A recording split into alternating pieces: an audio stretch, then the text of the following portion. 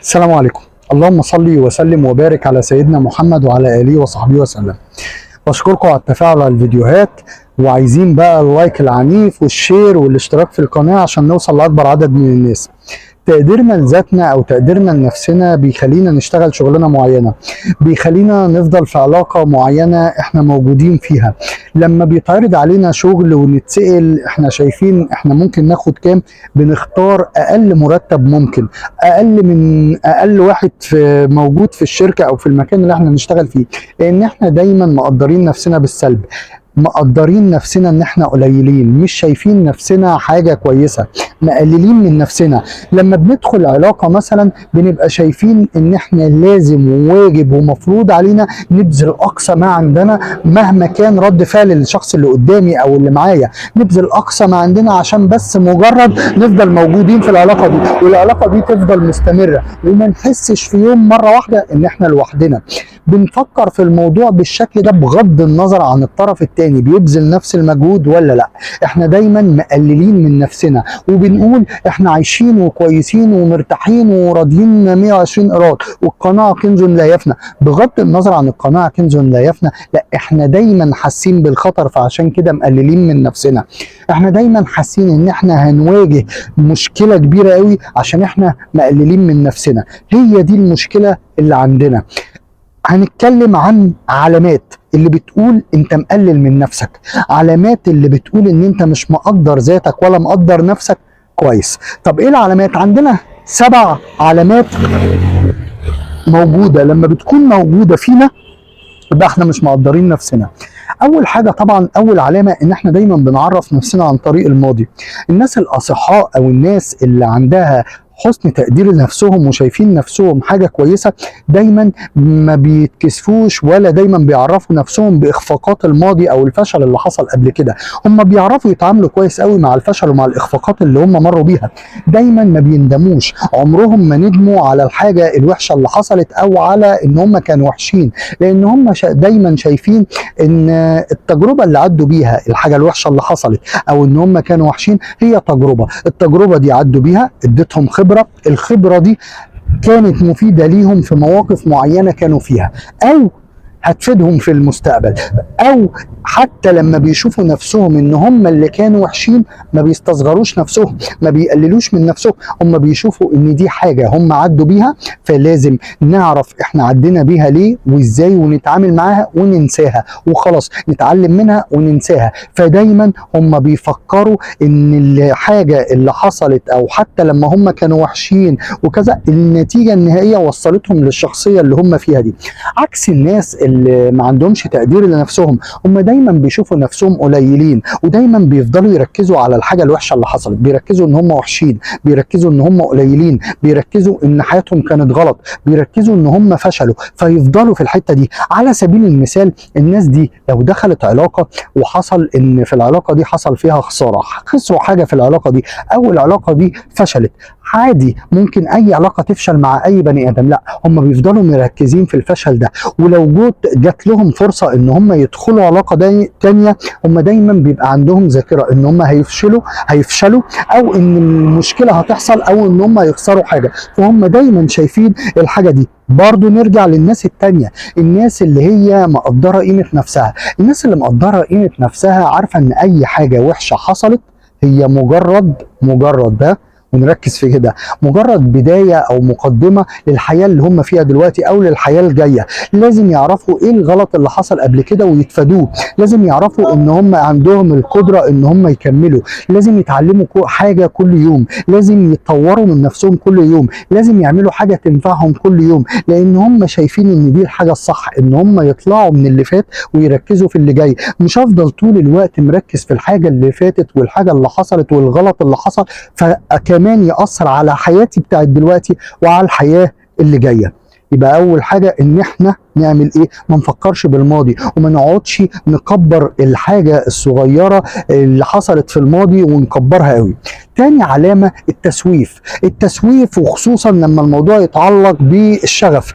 احنا دايما بنأجل اي حاجة مهمة هنعملها لمجرد ان احنا ما عندناش مزاج، او لمجرد ان احنا ما عندناش نفسية لكده، او نفسيتنا وحشة دلوقتي، او الشغف مش شغال، او الشغف مش موجود دلوقتي. فاحنا دايما بنقلل اي حاجة مهمة بنعملها لمجرد كده. الموضوع كله بيبقى ان احنا عندنا عدم ثقة في نفسنا، وعدم وقصدي مش عدم ثقة في نفسنا، وتقليل كمان من قيمة نفسنا. فدايما بنشوف ان احنا مش هنقدر نعمل الحاجة دي دلوقتي، مش هنقدر نعافر دلوقتي، مش هنقدر نكمل. عكس الناس الأصحاء او الناس اللي عارفة قيمة نفسها، هم عارفين ان هم كده كده قدامهم حاجة لازم يعملوها، والحاجة دي لازم يعملوها بغض النظر عن عندهم نفسية ولا عندهم شغف ولا ما عندهمش. بغض النظر الشغف ده موجود ولا مش موجود، احنا عندنا حاجة لازم نعملها، وأداء لازم نوصل له، وإنتاجية معينة لازم نوصل لها.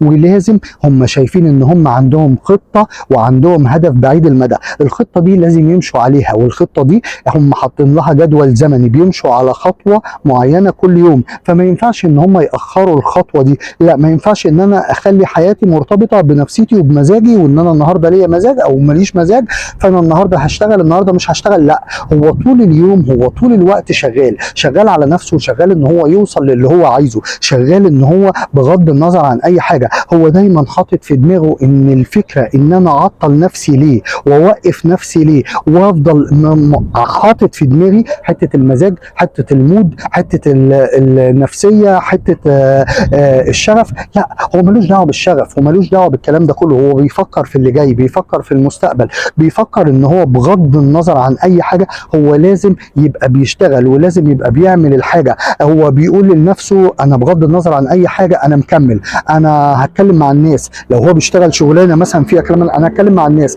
انا هعرف اعمل لهم اللي هم عايزينه، انا هبسطهم، انا هخليهم يحبوني، انا هخليهم يوصلوا ان هم يعرفوا ان انا موظف كفء او انسان ناجح او الكلام ده. مش عشان يوصلوا لكده، لا، عشان انا شايل الشغف وشايل المزاج وشايل النفسيه دي على جنب. انا كل يوم بشتغل بغض النظر، انا عندي اداء لازم اعمله، عندي حاجه لازم اعملها ولازم اوصلها كل يوم. اللي قدامي قدر، اللي قدامي ما قدرش، انا ماليش دعوه، انا شغال، انا نفسيتي مرتاحه، نفسيتي مش مرتاحه. وما بيقعدش زي البني ادم اللي بيقلل من نفسه وبيقلل من تقديره لنفسه، يربط كل حاجه بان هو ليه مزاج او مالوش مزاج. لا، هو شغال طول الوقت. ثالث علامه، ودي علامه مهمه جدا، انتقادك الدائم للاخرين. طيب، هو دايما شايف ان هيبته قليله، او ان قيمته قليله، او ان احترامه لنفسه قليل. انا قيمتي قليله، انا ما عنديش، انا مش حاسس بهيبتي، انا مش حاسس باحترامي لنفسي، انا مش حاسس بقيمتي، انا قيمتي قليله شويه. فده احساس رخم جدا، وبيحط عليه الم، وبيحط عليه ضغط عصبي. فدايما بيبقى مضغوط، ولما يبقى مضغوط يقعد ينتقد في الاخرين، يقعد يتفنن انه ينتقد في الاخرين، يقعد يتفنن ان هو يقلل في غيره. مش عشان غيره قليل، لا، هو دلوقتي لما هيقلل غيره هو بينه وبين نفسه، احنا كلنا قليلين، انا مش انا اللي بس قليل، لا، ده كلنا قليلين. هو دلوقتي بيبرر لنفسه وبيدي الفكره لنفسه ان مش انا لوحدي اللي وحش، لا، ده كلهم وحشين. عكس الناس الاصحاء اللي بتتمنى تلاقي انسان ناجح، بتتمنى تلاقي انسان بيعمل حاجه كويسه، بتتمنى تمدح انسان او تمدح اسلوب حد. طيب، يبقى انت عندك معضله دلوقتي كشخص، انت ممكن تكون عندك العلامه دي. انت لازم تسأل نفسك سؤال مهم جدا، هو انا بنتقد في الاخرين وبقلل منهم، هل عشان انا كده بستمتع؟ يعني انا مبسوط في الحالة دي. لو انت بتستمتع او لو انت مبسوط، يبقى انت بتنتقد عشان تخليهم قليلين، يبقى انت بتنتقد عشان عايز تبقى ما في الروس متساوية، ما فيش حد اعلى مني، فدي مرض. ولا انا بنتقد فعلا عشان انا عايز ان هم يبقوا احسن، عايزهم يتطوروا؟ فدي المعضله اللي انت لازم تحلها، هل كده ولا هل كده. رابع حاجه ورابع علامه ومهمه جدا، ان هو الشخص اللي عنده قله تقدير لنفسه دايما بيرفض ان هو يحط حدود بينه وبين الناس. مش بيرفض يحط حدود بينه وبين الناس، ولازم تركز في الحته دي، انا بقول رفض. هو بيرفض يحط حدود، مش قادر، لا، هو بيرفض يحط حدود بينه وبين الناس، لان هو مقلل قيمه نفسه وشايف نفسه قليل. عكس الناس الاصحاء او الناس اللي عارفه قيمتها، هي دايما عشان قيمتهم عاليه وعشان هم عارفين قيمتهم، فهم دايما بيحاولوا يحافظوا على هيئتهم وعلى شكلهم وعلى قيمتهم قدام الناس، مش سايبينها سداح مداح. انت لما بتسيب الدنيا كده من غير حدود وتخلي اي حد يتكلم معاك في اي وقت عن اي حاجه ويتدخل في كل حاجه، انت بتقول له كده من غير ما تقولها له بلسانك، انت بتقولها له بالفعل. انا قليل، انت قيمتك عاليه، انا قليل، انا انت قليله قدامك، انت قيمتك اعلى، انت انا قليل وانت كبير، فانت تتدخل براحتك، انا ما اقدرش اقول لك حاجه. عكس الناس الاصحاء اللي زي ما قلنا كده بيحطوا حدود بينهم وبين غيرهم، دايما شايفين ان انت حاجه وانا حاجه، انت لازم تبقى ليك حد في التعامل معايا. الفكره عندهم برضو عند الناس الاصحاء نوع الحدود اللي بيحطوها. هي ايه نوع الحدود اللي بيحطوها وبيحطوها ليه وازاي بيحطوها؟ والفكره من ان انا احط حدود ايه؟ هل عشان انا عايز ابعد الناس من عني بس، ولا عشان انا عايز احافظ على الجوهره اللي جوايا، عايز احافظ على قيمتي، عايز احافظ على هيئتها وشكلها وجمالها، فلازم احط الحدود.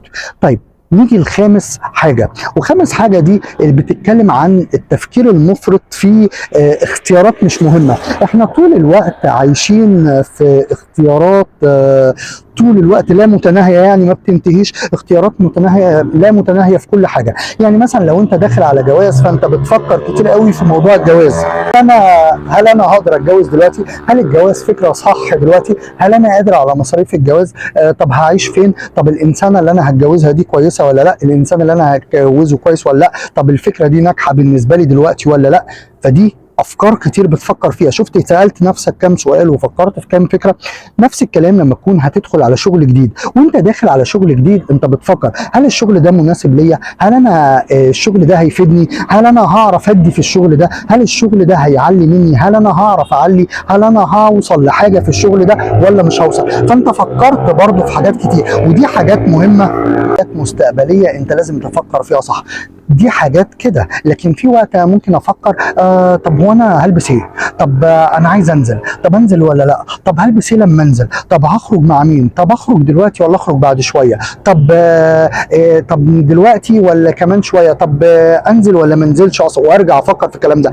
انت وانت بتفكر التفكير ده انت مدي التفكير ده اهميه، كأن العالم هينهار لو انت ما فكرتش في المواضيع دي كويس وما خدتش فيها قرار كويس. انت مجرد ان انت بتفكر في حاجات ملهاش لازمه، مدياك الفرصه ان انت تخلي عقلك وتخلي نفسك بتقلل من نفسك قوي لدرجه ان انت مش عارف تفكر انا هنزل ولا مش هنزل، انا هلبس ده ولا هلبس ده. فقيمه نفسك بتاخدها من الحته دي. العالم كله مش هينهار لو ما عملتش الكلام ده، لكن انت هتتضرر لو ما فكرتش كويس في الجواز، هتتضرر لو ما فكرتش كويس في الشغل. من كتر ما انت مقلل قيمه نفسك في ان انت بتفكر في حاجات هايفه ومش عارف تاخد فيها قرار، انت كمان خايف من كتر ما انت عمال تقلل في قيمه نفسك. انت شايف نفسك قليله قوي على ان انت تفكر في حاجه مهمه زي الجواز وزي الكلام ده.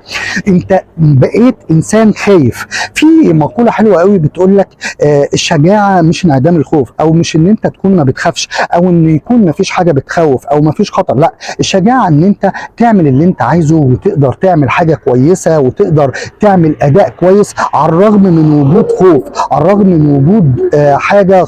نيجي لسادس علامة. سادس علامة وسابع علامة هم مرتبطين ببعض شوية.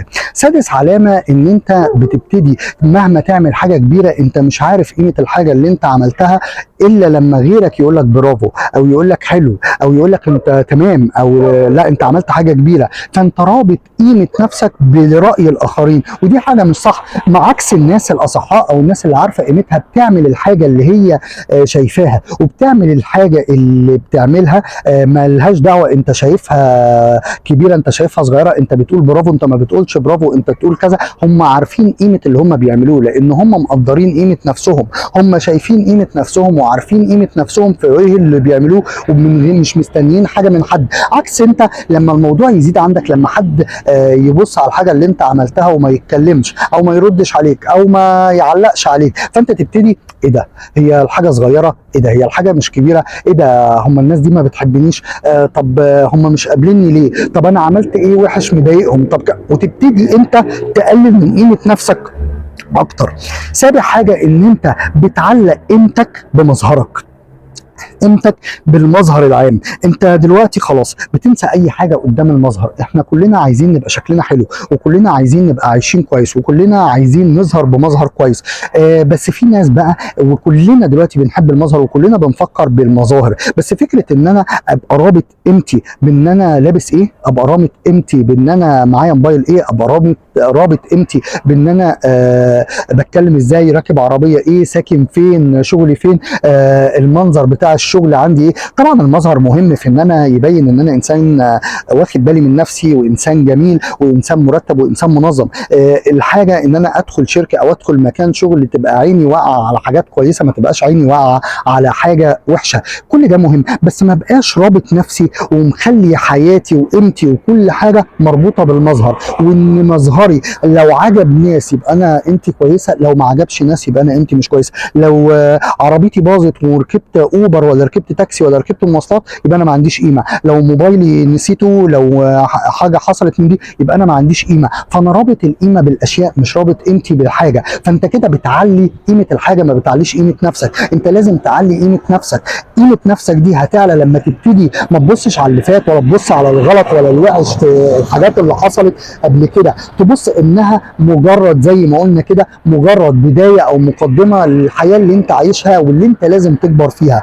تبص ان انت طبعا تبطل تسويف وتبطل تأجيل. ما تبقاش رابط قيمتك بنفسك، قيمة نفسك بان انت لا لما مزاجي يبقى كويس، لا اصل انا مودي مش حلو، لا اصل انا لا. قيمتك تبقى انت اللي متحكم في انت هتعمل ايه دلوقتي، وتبقى حاطط هدف وخطة مستقبلية، انا وخطة وقتية، انا كل يوم هعمل كذا كذا كذا كذا، وما ينفعش افوت يوم من اللي انا قلت عليهم. فتبقى عامل الحاجة كده. تبطل الانتقاد في الاخرين، ما تاخدش قيمتك وتعلي قيمتك على ان انت تصغر الناس اللي قدامك وتقلل قيمتهم، فعشان كده قيمتك تكبر. لا، انت كده بتقلل من قيمتك. لا، زود. ولما تشوف حد عامل حاجه كويسه علي من قيمته. لما تعلي من قيمته وتقول له شكرا وتقول له تمام وتقول له زي الفل وتمدحه، انت كمان بتكبر وانت كمان بتمدح نفسك، لان انت شلت مدخل الشيطان وشلت فكره ان انا قليل. لا، ده انا كبير وقيمتي في ان انا بمدح وان انا بشكر. رابع حاجه ان انت ما تخليش الدنيا سداح مداح مع كل الناس، ان انت ما تحطش حدود مع الناس،